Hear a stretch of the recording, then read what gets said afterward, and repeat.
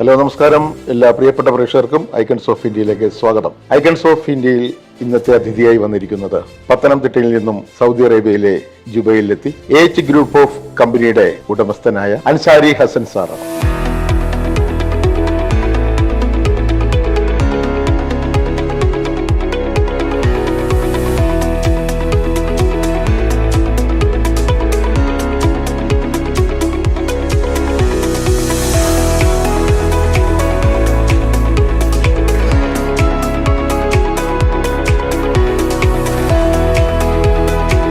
Ansari Hasan sir, icons of ഇന്ത്യയിലേക്ക് സ്വാഗതം. നമസ്കാരം. അപ്പോൾ പത്തനംതിട്ട അതെ, പത്തനംതിട്ട അല്ലേ? പത്തനംതിട്ടയിൽ നിന്ന് എത്ര കൊല്ലമായി ഇവിടെ വന്നിട്ട്? പക്ഷെ നമുക്ക് 12 കൊല്ലമായി. 12 കൊല്ലമായി. ഇത് യുവത്വമാണ്. 12 കൊല്ലമായിട്ടുള്ള അല്ലേ? യുവത്വമാണ് പറഞ്ഞു. മുടിയൊന്നും അരച്ചിട്ടില്ല. അതുകൊണ്ട് 30-40 പറഞ്ഞാൽ പ്രേക്ഷകരും വിശ്വസിക്കില്ല, ഞാനും വിശ്വസിക്കുന്നില്ല. 12 വർഷം. പത്തനംതിട്ടയിൽ എവിടെയായിരുന്നു ജനനം? അടൂർ ഏഴംകുളം എന്ന് പറയുന്ന സ്ഥലം. ഏഴംകുളം. അച്ഛന്റെ പേര്? അച്ഛന്റെ പേര് ഹസൻ. ഉമ്മയുടെ പേര്? സുല ബേബി. തറവാട്ട് പേര്? തറവാട്ട് പള്ളിത്തേക്ക്. അതെ. Brothers and sisters? എനിക്ക് ആകെ ഒരു സിസ്റ്റർ ഉണ്ട്. സിസ്റ്റർ ഉണ്ട്, ഇപ്പോൾ എൻ്റെ കൂടെ ഉണ്ട്. വെക്കേഷൻ വന്നിട്ടുണ്ട്. എന്താ പേര്? അനീഷ. ഇവിടെ ഉണ്ടല്ലേ? ഇവിടെ ഉണ്ട്. ഓക്കെ. സ്കൂൾ പഠനത്തിനെ കുറിച്ച് എങ്ങനെയാണ്? വിദ്യാഭ്യാസത്തെ കുറിച്ചൊക്കെ ഏത് സ്കൂളിലായിരുന്നു? ഞാൻ PGM ബോയ്സിൽ 10ാം ക്ലാസ് വരെ. അത് കഴിഞ്ഞിട്ട് ബോയ്സിൽ +1 +2 കംപ്ലീറ്റ് ചെയ്തു. അവിടെ ചെയ്തു. അന്ന് +1 +2 ഉണ്ടായിരുന്നു. അന്ന് +1 +2 ആണല്ലേ? ഞങ്ങൾ ഫസ്റ്റ് ബാച്ച്. അപ്പൊ തീരെ ചെറുപ്പമാണോ? തീരെ ചെറുപ്പം. ഞാനൊക്കെ പഠിക്കുമ്പോ പ്രീ ഡിഗ്രിയാണ്. നിങ്ങൾ പഠിക്കുമ്പോൾ അപ്പൊ പ്രീ ഡിഗ്രി വരെയൊക്കെ പോയപ്പോൾ എങ്ങനെ നമ്മള് വീട്ടിൽ നിന്നുള്ള സഹകരണം എങ്ങനെയായിരുന്നു? പഠിത്തത്തില് മോനെ പഠിപ്പിച്ച് വലിയ നിലയിലാക്കണം എന്നുള്ളൊരു അംബീഷനൊക്കെ മാതാപിതാക്കൾ വാപ്പാക്കും ഒക്കെ ഉണ്ടായിരുന്നു? എനിക്ക് 13 വയസ്സുള്ളപ്പോൾ ബാപ്പ നട്ടപ്പെട്ടു. അപ്പോൾ 22 വർഷമായി. ഓക്കെ. പിന്നെ ഉമ്മയുടെ തണലിലാണ്? പിന്നീട് ഉമ്മയുടെ തണലിൽ. പിന്നെ ഉമ്മക്കൊല്ല ആങ്ങളമാരും അമ്മാവന്മാരാരെങ്കിലും നമുക്കൊരു അമ്മമാരും ബാപ്പയുടെ അനിയന്മാരും ഒക്കെ ഉണ്ടായിരുന്നു. സംരക്ഷകരായി ആ സപ്പോർട്ടും കാര്യങ്ങളൊക്കെ ഉണ്ടായിരുന്നു. ചെറുപ്പം മുതലേ നമ്മൾ കഷ്ടപ്പെട്ട് നമ്മൾ സ്വയം തൊഴിലും കാര്യങ്ങളൊക്കെ ആയിട്ട് ഒരുപാട് മേഖലകളിൽ കടന്നിട്ട് ഇവിടെ വരെ എത്തിയത്. നമ്മൾ വാപ്പ ഇല്ലാത്ത കാരണം എന്റെ വീടിന്റെ ഉത്തരവാദിത്തം അല്ലേ? ഉത്തരവാദിത്തം ഉണ്ട്. ഒരു മൂത്തമാനാണ്, ഒരു പെങ്ങളെ ഉള്ളൂ അല്ലേ? അപ്പൊ പെങ്ങളുടെ കാര്യം നോക്കണം, ഉമ്മയുടെ കാര്യം നോക്കണം. അപ്പൊ എനിക്ക് തോന്നുന്നു അവിടെ അധികം ഓവറായിട്ടും നമ്മുടെ നാട്ടിൽ വിദ്യാഭ്യാസത്തിനൊന്നും അധികം അല്ല. ഞാൻ +1 +2 കഴിഞ്ഞു. പിന്നെ അത് കഴിഞ്ഞ് ഡ്രാഫ്റ്റ് ആൻഡ് സിവിലിന് പോയി. ഞാൻ ചന്ദനപ്പള്ളി ITCയിലാണ് ഡ്രാഫ്റ്റ് ആൻഡ് സിവിൽ കംപ്ലീറ്റ് ചെയ്തു. പോയി. അത് കഴിഞ്ഞപ്പോഴത്തേക്ക് പെട്ടെന്ന് സൗദിക്ക് കയറി. പിന്നെ എന്തുകൊണ്ടാണ് അവിടെ നാട്ടിൽ നമുക്കൊരു ജോലി ചെയ്യാൻ താല്പര്യം ഇല്ലാതെ ഇങ്ങോട്ട് വരാനുള്ള സാഹചര്യം? നാട്ടിൽ ഒരുപാട് ഫീൽഡുകൾ നമ്മൾ ജോലി ചെയ്ത് ഒരു സുപ്രഭാതം നമുക്ക് കയറേണ്ടി വന്നു. കയറേണ്ടത് ഇവിടെ ഫസ്റ്റ് ഞാൻ വരുന്നത് ദമാമിലാണ് വന്നത്. ദമാമിലാണ് വരുന്നത്. ദമാമി വന്നു. ഇത് കഴിഞ്ഞിട്ട് ഞാൻ ഇതേ കമ്പനിയിൽ ഇതിന് മുന്നേ ഞാൻ വേറൊരു കമ്പനിക്കകത്ത് വർക്ക് ചെയ്തത്. ആ കമ്പനിക്കകത്ത് വർക്ക് ചെയ്ത് അത് കഴിഞ്ഞിട്ട് ആ കമ്പനിക്കകത്ത് സ്റ്റാഫായിട്ട് വന്നു. ഓക്കെ. സ്റ്റാഫായിട്ട് വന്ന് പിന്നെ അവിടുന്ന് നമ്മൾ ആ കമ്പനി വർക്കൗട്ട് ചെയ്ത് അത് കഴിഞ്ഞിട്ടാണ് ഇപ്പം നമുക്കിപ്പോൾ പുതിയ സിസ്റ്റം സമയത്ത് നമ്മൾ സ്വന്തമായിട്ട് നമ്മുടെ കമ്പനി സ്റ്റാർട്ട് ചെയ്തത്. അപ്പോൾ ചെറിയ ജോലിക്കായിട്ട് ഇവിടെ വന്നു. സാർ നമ്മളൊരു കമ്പനിയുടെ ഓണറായി. അൽഹംദുലില്ലാ. വടച്ചോന്റെ അനുഗ്രഹം. സൗദി അറേബ്യയിലേക്ക് വന്നപ്പോഴും എന്തായിരുന്നു നമ്മളുടെ അവസ്ഥ? സൗദി അറേബ്യയിൽ വന്നപ്പോൾ ഈ പരിചയമില്ലാത്ത നാട്. സൗദി അറേബ്യയിൽ നമുക്ക് സുഹൃത്ത് വലയങ്ങൾ ഒരുപാടുണ്ട്. സുഹൃത്ത് വലയങ്ങളിൽ ഒരുപാട് നമ്മൾ അന്ന് സപ്പോർട്ട് ചെയ്തിരിക്കുന്ന ഒരുപാട് സൗഹൃദങ്ങൾ. അതാരൊക്കെയാണ് ആ സുഹൃത്തുക്കൾ? എൻ്റെ കൂടെ ഉണ്ടായിരുന്ന അനിൽ പുരുഷോത്തമ, ആള് കായംകുളത്തുള്ള ആളാണ്. അതെ, നമ്മുടെ ഇന്റിമേറ്റ് സുഹൃത്താണ്. പുള്ളി ഇപ്പോഴും എൻ്റെ കൂടെ ഉണ്ട്. അന്നത്തെ സൗഹൃദം നമ്മൾ കാത്തു സൂക്ഷിക്കുന്നു. പിന്നെ നമുക്ക് ഒരുപാട് സൗഹൃദ വലയങ്ങളുണ്ട്, സഹോദര ബന്ധങ്ങളുണ്ട്. നമുക്കിനി കമ്പനിയുടെ വിശേഷങ്ങൾ, നാട്ടിലോട്ടൊക്കെ ഇനി പോവാം. നമുക്കൊന്ന് കമ്പനിയുടെ വിശേഷങ്ങൾ എന്തൊക്കെയാണ്, നമ്മുടെ കമ്പനിയുടെ സർവീസുകൾ എന്താണ്, ഈ കമ്പനി ഇതൊക്കെ നമുക്ക് പ്രേക്ഷകർക്ക്. കമ്പനിയുടെ സർവീസ് എന്ന് പറഞ്ഞാൽ നമ്മൾ ഇൻഡസ്ട്രിയൽ ഫീൽഡാണ് നമ്മൾ വർക്ക് ചെയ്യുന്നത്. നമ്മൾ ഇൻഡസ്ട്രിയൽ മേഖലയിലുള്ള sub contract, trading and material supply, equipment rental, man power supply, എല്ലാ ഇൻഡസ്ട്രിയൽ പരമായിട്ടുള്ള എല്ലാ കാര്യങ്ങളും നമ്മൾ ചെയ്തു കൊടുക്കുന്നു. പിന്നെ അതുപോലെ തന്നെ നമ്മൾ മാംഗ്രൂവ് കണ്ടൽ കാടുകൾ, അതിൻ്റെ അഗ്രികൾച്ചർ, അതിൻ്റെ എല്ലാവിധ വർക്കുകളും, പിന്നെ അറാംകോ, സീക്കോ, നമ്മുടെ ഈ ഹരിത കേരളം പോലെ നമ്മള് സൗദി അറേബ്യ ഹരിതമാക്കാൻ പോവാണ്. 2030 സൗദി അറേബ്യ ഒരു പകുതി കേരളമായി മാറും. ഉറപ്പാണ്. പക്ഷെ ഇത് റിസ്ക് അല്ലേ? നമ്മുടെ ഈ മണലാരുണ്യത്തേക്കൊക്കെ നമ്മുടെ നാട്ടിലേക്ക് തന്നെ വളരുന്ന ചെടികളൊന്നും വളരൂലല്ലോ. അതിനുള്ള കേപ്പബിളും കപ്പാസിറ്റിയും സൗദി അറേബ്യക്ക് ഇന്ന് ആയിക്കൊണ്ടിരിക്കുകയാണ്. ഇവിടെ തെങ്ങ് വരെ ഭാവിയിൽ പ്രതീക്ഷിക്കാം. 100%. ഇപ്പൊ നമുക്ക് സലാല പോലുള്ള സ്ഥലങ്ങൾ സൗദി അറേബ്യയിൽ ഉണ്ടല്ലോ. അബഹ ഭാഗങ്ങളിൽ സൗദി അറേബ്യ വരുന്നുണ്ട്. പിന്നെ ജിസാൻ സാബിയ എന്ന് പറയുന്ന സ്ഥലത്ത് മാംഗോ ഉണ്ട്, അതേപോലെ നമ്മുടെ വാഴയുണ്ട്, സാധാ കൃഷികൾ കാര്യങ്ങളെല്ലാം ഉണ്ട്. നമ്മൾ ഏതെങ്കിലും ഒരു പ്രോജക്ട് ഏറ്റെടുത്തിട്ടുണ്ടോ? ഈ ഹരിത കേരളം കണ്ടൽക്കാടിന്റെ പ്രോജക്ട് നമ്മൾ എവിടേക്കാണ് ഏറ്റെടുത്തത്? ജിസാനിൽ ബിഷിൽ ചെയ്യുന്നുണ്ട്, സഫാനിയിൽ ചെയ്യുന്നുണ്ട്, 2 അറാംകോട് ത്രൂലുള്ള വർക്കുകൾ. അത് നമ്മൾ എവിടെ നിന്നാണ് ഈ കണ്ടൽക്കാട് കൊണ്ടുവരണം? അവിടെ തന്നെ നമുക്ക് കണ്ടൽക്കാടിൽ സീഡ് കളക്ഷൻസും കാര്യങ്ങളും സൗദി തന്നെ ഉണ്ട്. ഓക്കെ, സൗദി തന്നെ നമ്മൾ അത് സീഡ് കളക്ട് ചെയ്യും. എങ്ങനെയാണ് അത് കണ്ടൽക്കാടിന്റെ ഒരു കണ്ടൽക്കാടുകൾ എന്ന് പറഞ്ഞാൽ സീഡ് കളക്ട് ചെയ്യും. സീഡ് കളക്ട് ചെയ്തിട്ട് അതിനെ നമ്മൾ നഴ്സറി ചെയ്തിട്ട് അതൊരു 15 സെന്റിമീറ്റർ ടു 20 സെന്റിമീറ്റർ വരുമ്പോൾ നമ്മൾ കൊണ്ടുപോയി പ്ലാന്റ് ചെയ്യും. ഓക്കെ, പ്ലാന്റ് ചെയ്തിട്ടാണ് അത് ഡെവലപ്പ് ചെയ്യുന്നത്. കടലിനോട് ചേർന്നുള്ള ഒരു 50 ഒരു ഫീറ്റിനകത്തുള്ളിൽ നമ്മൾ കടലും അല്ല കരയും അല്ല ആ രീതിയിൽ പ്ലാൻ ചെയ്യണം. അത് ഏറ്റവും നല്ല രസമായിരിക്കും, കടലിനോട് ചേർന്ന് പച്ചപ്പും കാര്യങ്ങൾ. എന്റെ പ്രോജക്റ്റുകളൊക്കെ കിട്ടിയിട്ടുണ്ട്, നമ്മളത് കിട്ടിയിരിക്കും. സൗദി അറാംകോടെ ഒരു 4 കോൺട്രാക്ടർമാരിൽ ഒരാളാണ് നമ്മളാണ്. 4 കോൺട്രാക്ടർമാരിൽ ഒരാളാണ് നമ്മളാണ്. അൽഹംദുലില്ലാ. അപ്പൊ നമ്മൾ എന്തായാലും സൗദിയിൽ വന്നു. എത്രാമത്തെ വയസ്സിലാണ് ആദ്യത്തെ സൗദി ട്രിപ്പ്? 21ാമത്തെ വയസ്സിൽ സൗദിയിലെത്തി. എത്ര കൊല്ലം തുടർച്ചയായിട്ട് ഇവിടെ നിന്നു? ഫസ്റ്റ് വെക്കേഷൻ പോകുന്നത് ഞാൻ 6 കൊല്ലം. 6 കൊല്ലം. അപ്പൊ 27ാമത്തെ വയസ്സിലാണ് തിരിച്ചു പോയി. അപ്പൊ ആ ഒരു 6 കൊല്ലം കൊണ്ട് നമ്മൾ ശരിക്കും കഷ്ടപ്പെട്ടു. അതാണ് നമ്മുടെ ഔട്ട്പുട്ട് എന്ന് പറയുന്നത്. ഔട്ട്പുട്ട് ഫസ്റ്റ് നമ്മൾ ആ 6 വർഷം നമ്മൾ കഷ്ടപ്പെട്ട് നമുക്ക് അതിനുള്ള ഔട്ട്പുട്ടും സാധനങ്ങളും നമുക്ക് കിട്ടിയിട്ടുണ്ട്. ഹാർഡ് വർക്ക് ചെയ്തു. നമ്മുടെ പ്രേക്ഷകർക്കൊക്കെ ഉണ്ടല്ലോ ഈ സന്തോഷവും സുഖവും അല്ലെങ്കിൽ വിജയരഹസ്യം മാത്രമല്ല, കഷ്ടപ്പാട് അറിയണം. കാരണം എന്നാലാണ് അവർക്ക് അതിന്റെ ഒരു കഷ്ടപ്പെട്ടല്ലേ ജീവിക്കാൻ. കഷ്ടപ്പാട്ട് കഴിഞ്ഞ് കഴിഞ്ഞാൽ നമുക്ക് ഏതെങ്കിലും സന്തോഷം കിട്ടത്തുള്ളൂ. നമ്മളൊരു എംപ്ലോയി എന്നുള്ള നിലയിൽ തന്നെ വന്നത്. നമ്മൾ ഒരുപാട് കഷ്ടപ്പെട്ടിട്ടാണ് നമ്മൾ ആ 6 വർഷം നമ്മൾ ഒരുപാട് കഷ്ടപ്പെട്ടിട്ടാണ് നമ്മൾ ഇന്ന് ഈ നിലയിലെത്തിയത്. നമ്മളൊരു തൊഴിലാളിയായിട്ട് വന്നപ്പോൾ ആദ്യമായിട്ട് നമ്മുടെ കയ്യിൽ കിട്ടിയ സാലറി എത്രയാണ്? 900 റിയാൽ, 900 റിയാൽ. അന്ന് റിയാലിന് ഇന്ത്യൻ മണി എത്ര രൂപ ഉണ്ടായിരുന്നു? 13 രൂപ. ഏകദേശം ഒരു ഇന്ത്യൻ മണി 12,000 രൂപ. നമ്മളെപ്പോലത്തെ ഒരു വ്യക്തിക്ക് നമുക്ക് ജീവിച്ചു ചിലവൊക്കെ പോവായിരുന്നു അല്ലേ? 200 റിയാൽ ഫുഡും അലവൻസും കാര്യങ്ങളും. ബാക്കി 700 നമുക്ക് എന്തായാലും മടക്കം വിചാരിച്ചിട്ട് കുടുംബത്തേക്ക് അടക്കാനുള്ള ഒരു ചെറിയൊരു ജോലി നമുക്ക് കിട്ടി. 6 കൊല്ലം ആ സാലറി തന്നെയായിരുന്നു അല്ലല്ലോ? കുറച്ച് കൂടി അല്ലല്ല, അത് കഴിഞ്ഞിട്ട് കുറച്ച് കൂടി നമ്മൾ പണി പഠിച്ചു. കുറച്ച് കയറി വന്നപ്പോൾ അതനുസരിച്ച് സാലറി കേടി, നമ്മുടെ ജീവിത നിലവാരം ഉയർന്നു. അപ്പോൾ 6 വർഷത്തിന് ശേഷം നമ്മൾ വീണ്ടും പത്തനംതിട്ടയിലേക്ക് വന്നു. അപ്പൊ എന്തായാലും തോന്നിയത്? ഒരു 6 വർഷം നമ്മൾ ഗൾഫിൽ നിന്ന് മാറി. വർഷമാണ്. ഇപ്പൊ 1 മാസം 2 മാസം 1 വർഷം കഴിഞ്ഞിട്ട് ചെള്ളതല്ല, 6 വർഷത്തെ നീണ്ട ഇടവേളയാണ്. അവിടെ ചെന്നപ്പോ ഒരു സുഹൃത്തുക്കളൊക്കെ ഒത്തിരി പേര് അന്ന് കണ്ടുള്ള സുഹൃത്തുക്കൾ ആരും ഇല്ലായിരുന്നു. എല്ലാം മാറിയിട്ട് പിന്നെ പുതിയ സൗഹൃദങ്ങളും കാര്യങ്ങളും വന്നുകൊണ്ടിരുന്നത്. പഴയ ആൾക്കാരെല്ലാം കുറെ ആൾക്കാരൊക്കെ ഗൾഫിലും അവിടെ ഇവിടെ ആയിട്ട് പോയി. ആ സൗഹൃദങ്ങളും തുച്ഛമായുള്ള ആൾക്കാരെ ഉള്ളു. ഉമ്മ എന്ത് പറഞ്ഞു? ഉമ്മക്ക് ഭയങ്കര സന്തോഷം. എയർപോർട്ടിൽ വന്നിരുന്നിട്ട് നമ്മളെ കെട്ടിപ്പിടിച്ച് അറിയുമല്ലോ, അകപ്പാടുള്ള ഒരു മകൻ 6 വർഷത്തിന് ശേഷം വരികയാണ്. അന്ന് ഈ ഇപ്പോഴത്തെ ഉള്ള വീഡിയോ കോളോ ചാറ്റിങ്ങോ ഒന്നുമില്ലല്ലോ, എഴുത്തല്ലേ? അത് ഫോൺ ഉണ്ടെന്നോ? ഫോണുണ്ട്, മറ്റേ ചെറിയ ഡോളർ കോളോ. അതെ. അപ്പൊ ഉമ്മ സ്വന്തം മകൻ 6 വർഷത്തിന് ശേഷം കണ്ടുമുട്ടിയപ്പോ സന്തോഷം എന്നിട്ട് ഒരു കാര്യം ചോദിച്ചു കാണുമല്ലോ, എനിക്കൊരു മരുമോളെ തരാൻ പാടില്ലെന്ന് ചോദിച്ചു കാണൂല്ലേ? അത് തരുമല്ലോ, കാരണം ഉമ്മമാർക്ക് പറയാനുള്ള ഇനി അതാണ്. അപ്പൊ 27ാമത്തെ വയസ്സിൽ കല്യാണം കഴിക്കണമെന്ന് പറഞ്ഞില്ലേ ഉമ്മ? പറഞ്ഞില്ലേ? ഉമ്മ പറഞ്ഞു, അതനുസരിച്ചു. അപ്പൊ കഴിക്കുകയും ചെയ്തു. ഭാര്യയുടെ പേര് ഫാത്തിമ. ഓ, നല്ല ബർക്കത്തുള്ള ഐശ്വര്യമുള്ള പേര് ഫാത്തിമ. എവിടെ നിന്നായിട്ട്? അടുത്ത് തന്നെയാണോ? ഞാൻ അടുത്ത് ചെങ്ങന്നൂർ മുളക്കര എന്ന് പറയുന്നത് ഫാത്തിമ. ഉമ്മ പറഞ്ഞിട്ട് നമ്മള് അറേഞ്ച്മെന്റ് മാരേജ് ആയിരുന്നു. ഓക്കെ. മക്കള്? എന്റെ മക്കള് 2 പേര്. എന്ത് ചെയ്യുന്നു? ചെറിയ ആളാണ്. ഒരാൾ 3 വയസ്സ്, ഒരാൾക്ക് 1 വയസ്സ്. മക്കളുടെ പേര്? അമ്രീൻ, അമീറ. 2 പേര്. ഇവിടെ ഉണ്ടോ? ഇവിടെ ഉണ്ട്, എന്റെ കൂടെ തന്നെ. എല്ലാവരും ഉണ്ട്. അമ്മയുണ്ട്, ഉമ്മയുണ്ട്, വൈഫുണ്ട്, മക്കളുണ്ട്. എല്ലാവരും ഇങ്ങോട്ട് കൊണ്ടുപോകും. എല്ലാവരും ഇവിടെ തന്നെ. അപ്പൊ നാട്ടിലാരും ഇല്ല?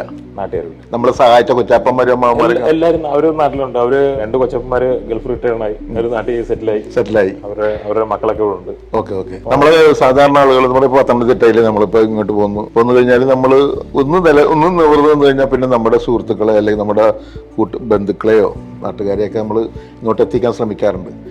അങ്ങനെ അല്ല, അതല്ല ബന്ധുക്കൾ മാത്രമല്ല, അല്ലാതെയുള്ള കുറച്ച് നമ്മുടെ നാട്ടുകാരെയൊക്കെ നമ്മുടെ കൂടെ നമുക്ക് ഇഷ്ടം തോന്നുന്ന കുറെ ആളൊക്കെ ഇങ്ങോട്ട് വിളിക്കുമല്ലോ, അവിടെ ഒരു രക്ഷയില്ലെങ്കിൽ.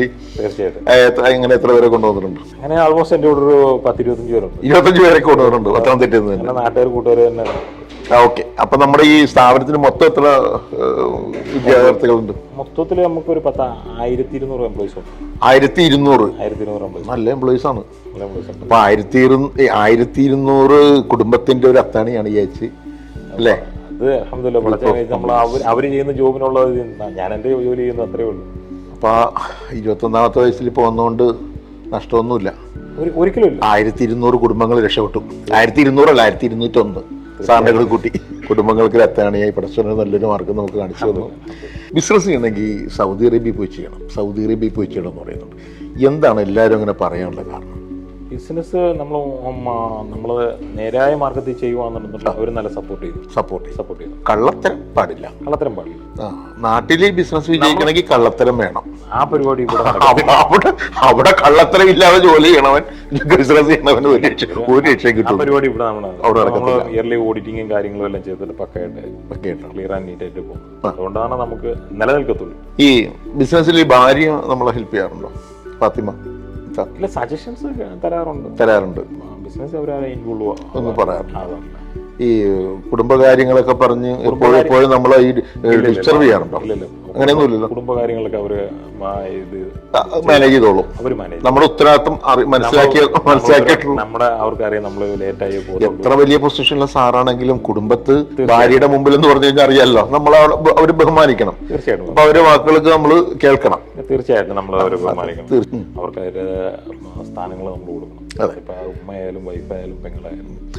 നമുക്ക് ഈ കോവിഡൊക്കെ വന്ന് അകപ്പാടെ മൊത്തം വ്യവസായങ്ങളൊക്കെ പലയിടത്തും പല വിഷയങ്ങളുണ്ടായിട്ട് എന്തെങ്കിലും നമ്മുടെ ഏജ് ഗ്രൂപ്പിന് എന്തെങ്കിലും അങ്ങനെയുള്ള രീതിയിൽ ഒരുപാട് ലയബിലിറ്റീസ് നമുക്ക് സംഭവിച്ചു, ഫേസ് ചെയ്യേണ്ട നമുക്ക് സ്ഥിതി ഉണ്ടായിരുന്നു.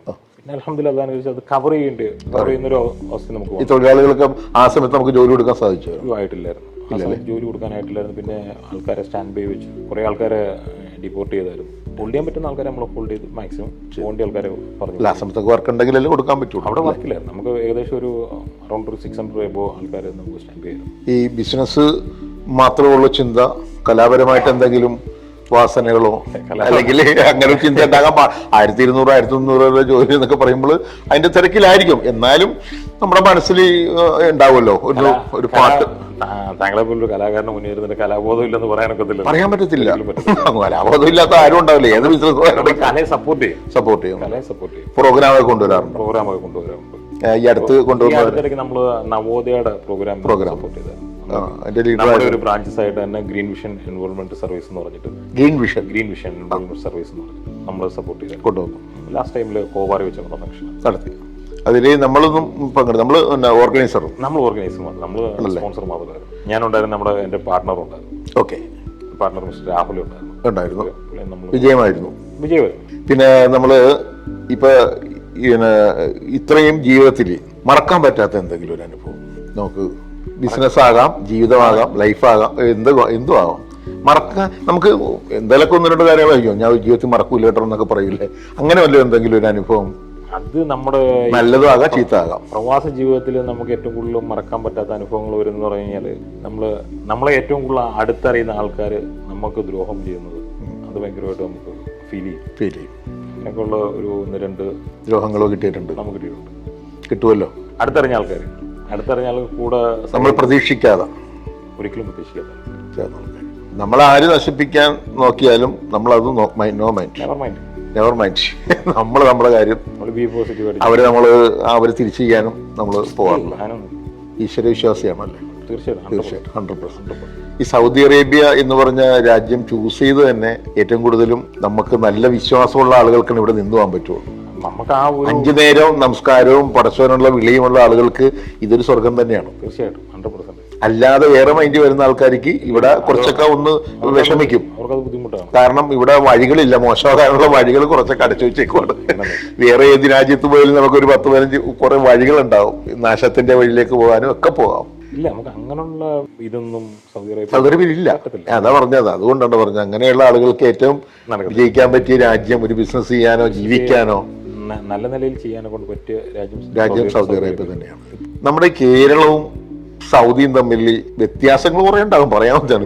എങ്കിലും നമുക്ക് എക്സ്പെക്ട് ചെയ്യാൻ പറ്റാത്ത വ്യത്യാസങ്ങൾ എന്തൊക്കെയാണ്?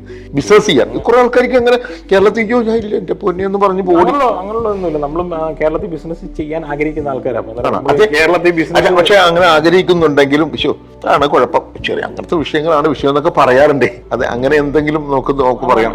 ഇതൊക്കെ നമുക്ക് മാറ്റങ്ങൾ വരുത്താൻ വേണ്ടിയാണ്. കാരണം നിങ്ങളുടെ മനസ്സാണ്, സാറിന്റെയൊക്കെ പോലത്തെ ആൾക്കാരുടെ മനസ്സാണ് അവിടെ ആൾക്കാർക്ക്.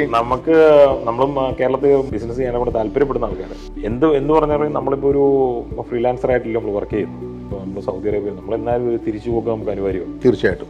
എന്തായാലും നമ്മുടെ സ്വന്തം നാട്, നമ്മുടെ സ്വന്തം നാട് നമ്മൾ പെറ്റമ്മയ്ക്ക് തുല്യ, ഒന്നിനെ തള്ളി പറയാൻ പറ്റത്തില്ല എന്നുള്ള അവസ്ഥയിൽ. അതെ, പെറ്റമ്മ കുറച്ചും കൂടിയൊക്കെ നന്നായിരുന്നെങ്കിൽ കുറച്ചുകൂടെ നന്നായിരുന്നെങ്കിൽ പെറ്റമ്മയെ മതി, നമുക്ക് പെറ്റമ്മ മതിയായിരുന്നു. നമുക്ക് പെറ്റമ്മ മതിയായിരുന്നുണ്ടെന്നുണ്ടെങ്കിൽ നമ്മൾ പെറ്റമ്മ എടുത്തിട്ട് വരത്തില്ലായിരുന്നു. പക്ഷെ പഴയ പോലെ അല്ല കേട്ടോ, ഇപ്പൊ കുറച്ചൊക്കെ നമ്മളെ കേരളവും മാറിക്കൊണ്ടിരിക്കുന്നു. ഇന്ത്യയിൽ വെച്ചാൽ നമുക്ക് കൂടുതലും ആളുകൾ അവരുടെ പ്രയത്നം കംപ്ലീറ്റ് കളയണത് ഈ ജാതി മതം അമ്പലം പള്ളി എന്നൊക്കെ പറഞ്ഞ് തമ്മിൽ തല്ലിയാണ് അവർ കൂടുതലും നാശം ചെയ്യണത്. ആ ഒരു സംഭവം ഇവിടെ ഇങ്ങൊന്നുമില്ല. ഇവിടെ സ്വസ്ഥമാണ്, ഇവിടെ സമാധാനം. എവിടെ വന്നാലും ഒരു ഇങ്ങിലാപുളിയും ഇല്ല, ഒരു ബഹളവും ഇല്ല, ഒരു തല്ലും ഇല്ല. രാത്രി 1 മണിക്ക് റോഡിൽ കൂടെ ഇറങ്ങി നടന്നാലും ഒരാളും ചോദിക്കില്ല.